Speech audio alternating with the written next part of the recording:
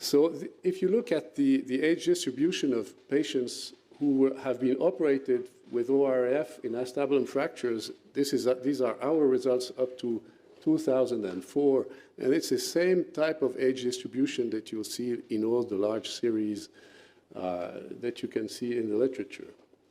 What about older patients? Do they have acetabulum fractures? Does it occur in this population?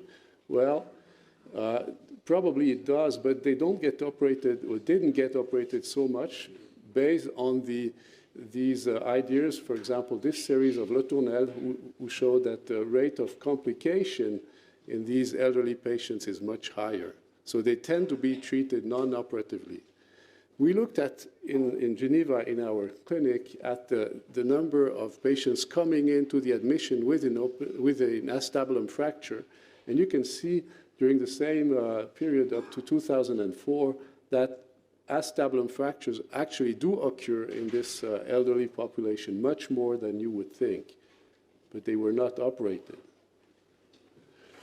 And we looked a little bit closer at what happened to these patients who weren't operated.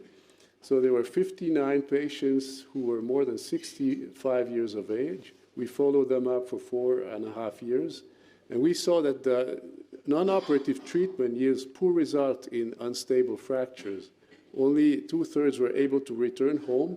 70% had chronic pain and required help for displacement or used a wheelchair. And three of them required secondary arthroplasty. So no good result. This is an example. This lady had an acetabulum fracture 3 years before. She was treated non-operatively, developed osteoarthritis, and now comes in with the same fracture with more displacement on the other side. And she's treated non-operatively. You can see 8 months later, she's not doing very good, and she's in a wheelchair. Another example here, 91-year-old lady. She is treated non-operatively because she is judged to be too old, and 8 months later, she's not doing better either. And here, an obese patient who was 66, she was put in traction because had been judged non-operable, and 3 months later, she was begging for help, so we did a secondary arthroplasty. The secondary arthroplasty in a situation like this at 3 months is very difficult. The bone is osteoporotic, and it would have been better to do it immediately. So this is her post-operatively. This is her 1 year later, and she's now fully active and ambulating. In this group of elderly patients that we had, we looked at the fracture types, and just like you heard before, the most common fractures were anterior fractures, anterior column, transverse fractures, or both column fractures. Posterior fractures are rare in this elderly population. As compared to the younger population, as in the large series, the most frequent fracture in the younger patients is the posterior wall, and transverse, as you all know. So it's a totally different type of fracture of the acetabulum that you'll see in the elderly versus the younger population. Another very important fact to remember is the results according to the type of fractures. If you look at Le Tournelle's results, for example, but the other large series are the same, you can see that the posterior wall or associated posterior wall fractures yield the poorest results. Even in Le Tournelle's hand, 47% of failures after posterior wall, posterior column, or transverse posterior wall, you can see 17% of failures. So we must remember this when we have an older patient coming in with a posterior wall fracture. And as opposed, the both column fractures or the anterior displaced fractures yield good results if you're able to reduce them well. And whatever the age of the patient, these fractures, these anterior fractures, are much better prognosis after open reduction. So you have to differentiate according to the type of fracture in this older patient. If he comes in with a posterior wall fracture, which we now know is rare in this elderly population, we know that the prognosis of open reduction internal fixation will not be good, and therefore we should consider primary tidal hip. And in this case, functional recovery will be, of course, much quicker and safer. So here an example. This is a 70-year-old lady, very active. She comes in with a comminuted posterior wall fracture. And we do a primary total hip. This is her at 1 year. How do we do this? We do a posterior approach. We remove head and neck, which makes the open reduction of the acetabulum much easier. Head and neck are gone, so you can get a reasonable reduction. You put plates on the posterior wall, and then you impact press-fit acetabulum component. You have to be careful to use the largest possible head size, because we know that the rate of dislocation after fracture is much higher than after a primary total hip for osteoarthritis. Another example is a 60-year-old obese lady, and she slipped in her bathroom, and you can see the degree of comminution, posterior impaction of the posterior wall. Primary total hip. And this is another example, 65-year-old patient. This is a Pipkin type 4. You can see the fracture of the femoral neck here. Posterior wall is completely comminuted. This is another clear indication for a primary total hip. And this is him at 4 years follow-up. He's completely active and has a normal function. And here, this is an obese and diabetic 65-year-old man who had this degree of congruency. This is a posterior wall, posterior column fracture. He was referred to us after 3 weeks, and you can see that the head is getting destroyed. And after 3 weeks, the treatment, the surgical treatment of this patient will be more difficult. There is a degree of osteoporosis that's developing here, bone resorption. The joint surface is gone.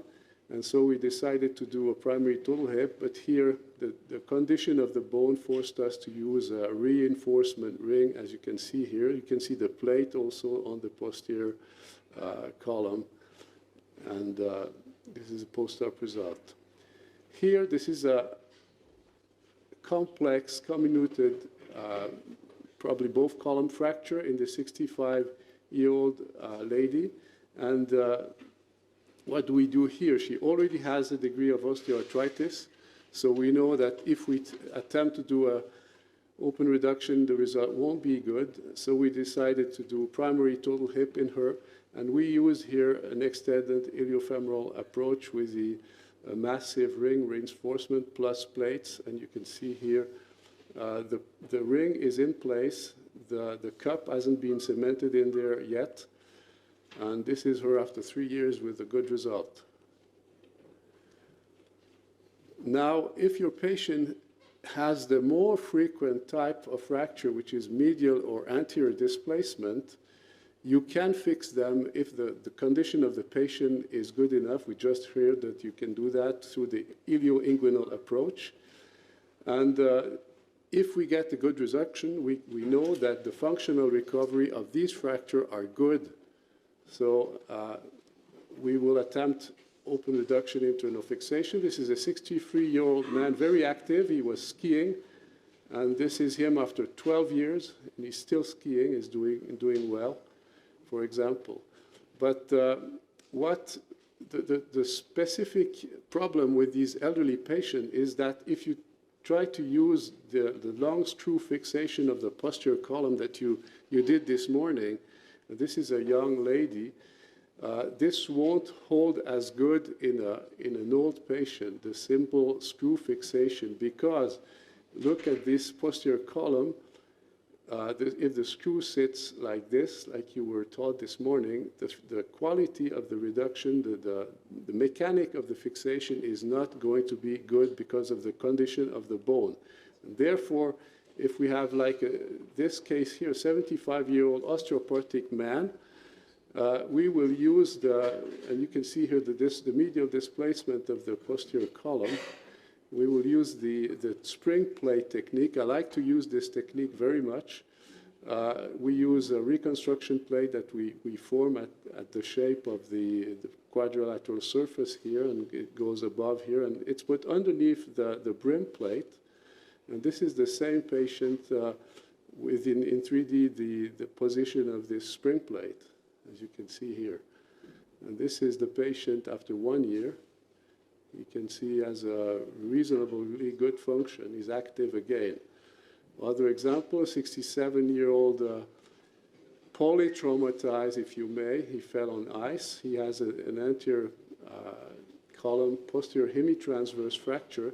Very typical in this age group are the dome impaction that you have to assess if it's possible before you reduce the quadrilateral surface. This is here post-op, and this is him after 1 year follow-up with a good function. This case here, he was drunk when he got home and he fell in the stairs, pre-op and post-op. The quality here of the reduction of the acetabulum roof is not so good, but that's all I could achieve. And this is him after 4 months follow-up, and he may need a total hip at a later date, but it will be much easier to do if you have to do it secondarily than if you didn't fix the fracture in a good position. 68-year-old retired truck driver. This is an anterior wall fracture, very comminuted, you can see here. And the problem with these patients who are osteoporotic is that you should operate them early, because the quality of the bone is such that if you have incongruency, you'll get destruction of the joint much quicker. So if you decide you're going to fix them, do it early if possible. And this is him post-operatively, and you see him here at 1 year follow-up. Modified STOPA approach has been recommended by several authors recently. It is another way to fix, to prevent the posterior column to move medially. I don't have personally very much experience with this, but it needs to be mentioned. There are some publications recently that came out. This is one of them, the most recent from Montreal in Canada, and you can see one of their cases illustrated here. So the message is that non-operative treatment, when you have a displaced fracture, is going to yield poor results almost inevitably. The young patient, of course, you always want to do open reduction internal fixation, but the older patient, you can help them with surgery if they are in a condition that allows this. Open reduction, if possible, if they have medial or anterior displacement. But in the rare case of a posterior displacement, you should consider total hip replacement. Myself, in my series, I do about 30% of total hips in these very old patients, and 70 or more in the anteriorly displaced fractures. I use open reduction internal fixation. Thank you very much.